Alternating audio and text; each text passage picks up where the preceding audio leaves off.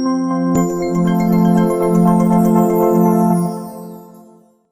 मनगढ़ंत कहानियां हैं वो उठानी पड़ती है और उनको सुनानी पड़ती है। आपके खुद के भगवान की बहुत कहानियां हैं जिनमें इतनी अच्छी सुंदर सुंदर सीख है, तो आप बचपन से क्यों नहीं बच्चों को वो सुनाते हैं? और आप सोचते हैं कि बच्चा बड़ा हो जाए फिर समझदार बनाएंगे या फिर धर्म के ऊपर बात करेंगे या ग्रंथ पढ़ाएंगे, तो समझदार होने के बाद वो आपको ही समझदार नहीं समझता। तो बचपन से शुरुआत होती है और मेरी शुरुआत भी कहीं ना कहीं वैसे ही हुई है। मेरे घर में हमेशा से एक धार्मिक माहौल था, मुझे भगवान की कहानियां सुनाई गई थी, ग्रंथ पढ़ाए गए थे, और तो बचपन से मेरी जिज्ञासा बढ़ती गई और वो इतनी बढ़ी कि आज मैं यहाँ हूँ सिर्फ अपनी जिज्ञासा के कारण कि मुझे चीजें जाननी थी। तो घर का माहौल और दूसरा थोड़ा सा इवॉल्व होना कि आप जब आप किसी को कुछ सिखाने की कोशिश करें तो आप जिद्दी नहीं बन सकते। कैसे सीखना है तो सीखो वरना मत सीखो, नहीं। आपको उनको थोड़ा जैसे घर के बच्चे को खाना खिलाते हैं तो आप ये नहीं बोल सकते कि ऐसे खाओगे तो ही खिलाएंगे वरना भूखे रहो। आप कोई भाग के खिला रहा है, कोई फोन दिखा के खिला रहा है, कोई कहानियां सुना के, क्योंकि आपका इंटेंशन है बच्चे को खाना खिलाना, तो आपका इंटेंशन होना चाहिए युवा को धर्म के पास लाना। तो आप कहोगे कहानियां, तो मैं कहानियां सुनाती हूँ, भजन तो मैं भजन सुनाती हूँ, मोटिवेशन तो मोटिवेशन में बताती हूँ। तो थोड़ा सा चेंज लाना ताकि यूथ आपके साथ रिलेटेबिलिटी महसूस कर सके। जिद्दी नहीं होना कि ऐसे आना तो आओ वरना दूर रहो, तो वो दूर रहता है आपसे, क्योंकि समय बदल रहा है। हर जगह एक ही चीज नहीं है, दुनिया बदल रही है, लोगों को बहुत एक्सपोजर मिल रहे हैं। उस वक्त जरूरी है कि आप धर्म को भी थोड़ा इवॉल्व करके उनके सामने लेकर। आपने 2020 में अपनी पोस्ट ग्रेजुएशन कंप्लीट की है। 2020 में आपने पोस्ट ग्रेजुएशन मैंने सिर्फ ग्रेजुएशन की है। 20 में की है? नहीं, मुझे 5 साल हो गए। 5 साल हो गए। तो आपके साथ जो कॉलेज में आपके जो कुलीग रहे हैं, आपके फ्रेंड्स रहे हैं, वो अब आपको कैसे देखते हैं कि आपके साथ कैसे उसके पढ़ते थे उनके साथ, अब आप जो है कथावाचक हो गए, तो कभी उनसे कभी मुलाकात हुई या कभी उन्होंने कभी आपसे संपर्क किया? नहीं, पहली बात तो मेरे कॉलेज के कोई दोस्त रहे नहीं, क्योंकि कॉलेज मैंने थोड़ा प्राइवेटली की थी, सिर्फ मैं एग्जाम देने जाती थी। तो मेरे आज तक स्कूल के ही दोस्त हैं सिर्फ, और स्कूल के जो बचपन के आपके दोस्त होते हैं वो बचपन से आपके साथ है, तो उनको कोई फर्क नहीं पड़ता आप क्या बन रहे हैं या क्या कर रहे हैं, उनको अच्छा लगता है डेफिनेटली। और हम कभी नहीं, हम जब भी घर जाते हैं मैं उनसे मिलती हूँ, या वो जहाँ भी कहीं ना कहीं काम कर रहे हैं तो हम कोशिश करते हैं कि महीने में 1-2 बार तो हम मिल ही रहे एक दूसरे से। तो अच्छा लगता है, कोई बदलाव नहीं है, क्योंकि बचपन की दोस्ती में बदलाव आते हैं। देश में अगर हिंदुत्व की बात की जाती है तो क्या उस पर राजनीति होनी चाहिए कि नहीं? राजनीति के ऊपर देखिए मैं कुछ जानती नहीं, राजनीति पे नहीं, मैं ये कहूंगी कि राजनीति के ऊपर मैंने एक प्रसंग जरूर हमने बात करी थी कि राजनीति खराब नहीं है अगर कृष्ण सी करी जाए तो। वही कर हिंदुत्व की बात की जाए तो अगर उस पर भी अगर धर्म की बात हो रही है तो कृष्ण ने धर्म के लिए ही महाभारत में राजनीति करी। जी जी। तो अगर आप कर भी रहे हैं तो कृष्ण सी करे, वो जो सीख देकर कर रहे करे तो अच्छा रहेगा। अगर उसके अगेंस्ट होकर करते हैं तो शायद चीजें जैसे कि आपने कहा कि धर्म जरूरी है, तो हिंदुत्व की बात की जाती है कि धर्म रहेगा तो देश रहेगा, ऐसा कुछ बात कहा जाता है, तो कुछ लोग उस पर राजनीति करते हैं, तो क्या सही है क्या गलत है? जो करते हैं आप, मतलब मुझे एग्जैक्टली बात पता होनी चाहिए। देश में समय में सनातन धर्म का प्रसार हिंदुस्तान में ज्यादा हुआ है, तो आपको क्या लगता है कि वो हिंदू धर्म का जो सनातन धर्म है उसका प्रसार इतना ज्यादा हो रहा है, उसका इम्पैक्ट आप देख रहे हो कि लोगों में कि उसके प्रति दोबारा विश्वास, आस्था सनातन धर्म के प्रति बढ़ती तो जा रही है डेफिनेटली, लेकिन मैं ये नहीं कहूंगी कि मुझे ऐसा लग रहा है कि कोई ड्रास्टिक चेंज। मुझे ऐसा लगता है कि भक्ति हमेशा से थी, अभी थोड़ा सा आप चीजों को समझ ज्यादा रहे हैं, या आप अगर कुछ गलत हो रहा है तो आवाज उठाने की कोशिश कर रहे हैं, पर भक्ति हमेशा से थी। तो आई थिंक जागरूकता अभी ज्यादा हो रही है, जानते हमेशा से थे, तो अच्छी बात है, चाहे वो कोई भी माध्यम हो सकता है। धर्म का प्रसार बढ़ता जा रहा है, जागरूकता बढ़ती है। तो जया शर्मा की जया किशोरी तक का सफर कैसा? सफर अच्छा रहा, बहुत मेहनती रहा, बहुत काम करना पड़ा, क्योंकि मैंने 2 जिंदगियां एक साथ जी है। अब मैं पूर्ण रूप से अध्यात्म में हूँ, और ग्रेजुएशन तक मेरी 2 अलग जिंदगी चल रही थी। एक तरफ मैंने बीकॉम किया तो कॉमर्स की पढ़ाई होती थी, और एक तरफ अध्यात्म की, दोनों अलग दुनियाएं हैं। तो बहुत मेहनत लगी, बहुत परेशानी भी हुई, लेकिन ठीक है, अच्छी बात है। देश में धर्म को एक अलग परिभाषा दी जा रही है, राजनीतिक तौर से नहीं, मैं अलग बात करूंगा धर्म के रिलेटेड ही। कई प्रचारक, हिंदू प्रचारक ये कहते हैं कि सिर्फ हिंदुस्तान में हिंदू का ही प्रचार होना चाहिए। क्या आपको लगता है कि ऐसा प्रचार करना ठीक है? नहीं, तो मुझे नहीं पता ऐसा कौन कहते हैं, क्योंकि सनातन धर्म ही ये नहीं कहता। सनातन धर्म तो वासुदेव कुटुंबकम की बात करते हैं कि हम सब एक परिवार है और सब अपनी अपनी सोच लेकर। मैं हमेशा एक बात कहती हूँ, देखिए इज्जत सबकी करिए, प्यार अपने से करिए, लेकिन इज्जत सबकी करिए।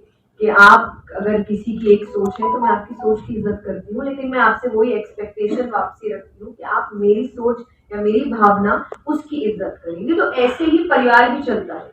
एक परिवार में अगर 5 लोग हैं तो 5 एक माथे नहीं होते, सबकी अलग अलग सोच है। मतलब रिस्पेक्ट हर धर्म की करें। हाँ जी, रिस्पेक्ट पर सबकी प्यार करें। सिर्फ अपने तो धर्म अच्छी बात है, वो वही बात कहते हैं, आप अपने देश के नहीं तो किसी देश के नहीं। तो अगर आप अपने के ही नहीं तो आप किसी के क्या ही होंगे।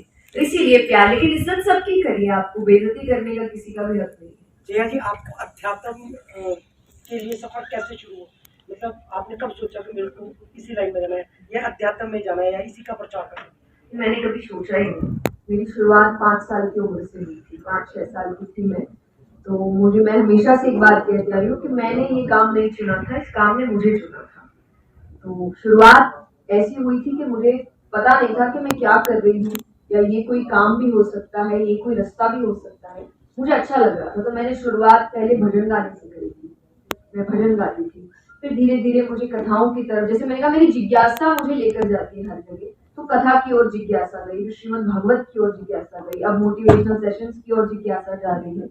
तो बस मुझे रास्ते दिखते जा रहे हैं, मैं चुनती जा रही हूँ। तो शुरुआत तो मैंने चुना कुछ नहीं था, उसने मुझे चुना था। अब तक कितनी कथाएं कर चुके हैं? जैसे आपने कहा था मोटिवेशन की तरफ जा रहे हो, तो आपको कौन सी चीज मोटिवेट कर रही है? मुझे एक्चुअली आप लोग मोटिवेट करते हैं, यानी जो मुझे सुन रहे हैं, जब मुझे रिस्पॉन्स अच्छा मिलता है और मुझे ऐसा कुछ लोग आकर बताते हैं कि आपकी बात ने ये चेंज कर दिया, या आपकी बात ने मुझे फेलियर से, तो मुझे ऐसा लगता है कि नहीं, मेहनत काम आ रही है।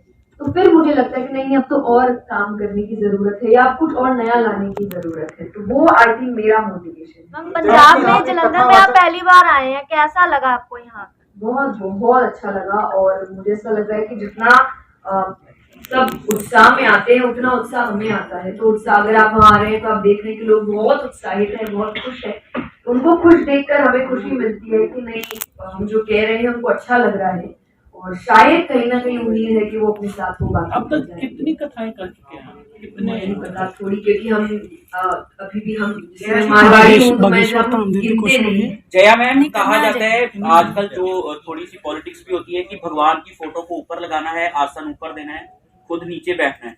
तो जो आप कथा करते हैं वहाँ लड्डू गोपाल जी को अपने बराबर आप सामने रख के करते हैं, तो उसको आप कैसे देखते हैं? ये एक परंपरा का, जिसको व्यासपीठ कहते हैं, ये सबसे उच्च स्थान माना गया है।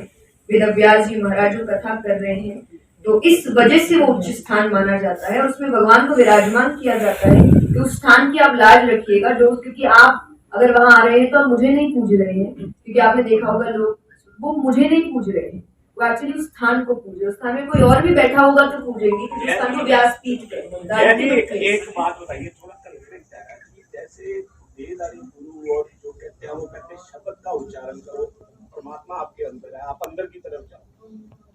आप जो वहां पे रस बरसाते हो, लोग अपनी भक्ति बाहर की तरफ करते हैं। तो ये ग्रंथों में भी लिखा हुआ है कि परमात्मा आपके अंदर है, यू हैव टू स्पिरिचुअल। तो भक्ति रस भी लिखा हुआ है, बहुत रास्ते हैं भगवान को, 9 भक्ति है, 9 तरीके हैं भगवान को प्राप्त करने के। आप अंदर से करिए, बाहर से करिए। देहधारी गुरु है वो हमेशा कहते हैं कि आप अपने आप को मेडिटेट करो, बंद कमरे में बैठो, उसको शब्द का उच्चारण। लेकिन आप जो रस बरसाते हो वो रखते हो, मतलब जो है ओपन टू पब्लिक, की आप अंदर से खुश होकर बाहर की तरफ। इन दोनों में डिफरेंस है, कॉन्फ्लिक्ट। हाँ बिल्कुल है, जैसा मैंने, इसलिए मैं आपसे कह रही हूँ ना, डिफरेंस होगा ही, क्योंकि भगवान को प्राप्त करने का एक रास्ता नहीं है। आप अंदर कमरे में बंद होकर भी प्राप्त कर सकते हैं, आप नृत्य करके भी प्राप्त कर सकते हैं, आप मेडिटेट मंत्रों का उच्चारण करके भी कर सकते हैं, आप पूजा पाठ करके कर सकते हैं, और आप कुछ भी नहीं करके सिर्फ कर्म करके भी कर सकते हैं। कि मैं पूजा पाठ में नहीं, मैं कर्म पर विश्वास रखता हूँ, वो भी भगवान को प्राप्त कर सकते हैं। तो रास्ते बहुत है, आप एक रास्ता नहीं है। इसलिए मैंने कहा जिद्दी नहीं होना है, ये है तो ही भगवान मिलेगा। अरे बहुत रास्ते, 24 अवतार लिए है भगवान। जया जी, धर्म की बात हो रही है हर तरफ, किसी एक धर्म की नहीं, हिंदू, सिख, मुस्लिम, ईसाई, सभी लोग धर्म की बात कर रहे हैं। क्या असल में जो हम लोगों में होनी चाहिए वो धर्म की बात आप देख रहे हो? मैं आपका क्वेश्चन वैसे ठीक से समझी नहीं, पर अगर आप परिचय भी दीजिए मैं- उनको आप अपना। कौन से मीडिया ग्रुप से परिचय भी दीजिए। लाइव पंजाबी टीवी से हूं मैं, परिचय। चरणजीत जोगी मेरा नाम है। धर्म की बात बहुत जोर शोर से धर्म की बात सभी करते हैं, हिंदू मुस्लिम सिख ईसाई सभी करते हैं, अपने अपने तरीके से करना चाहिए। हमारा देश ही ऐसा है, सबको आजादी है। लेकिन जो धर्म का पाठ पढ़ाया जा रहा है, जो धर्म असल में है, जो धर्म की डेफिनेशन है, क्या वो हम लोगों में सभी में है?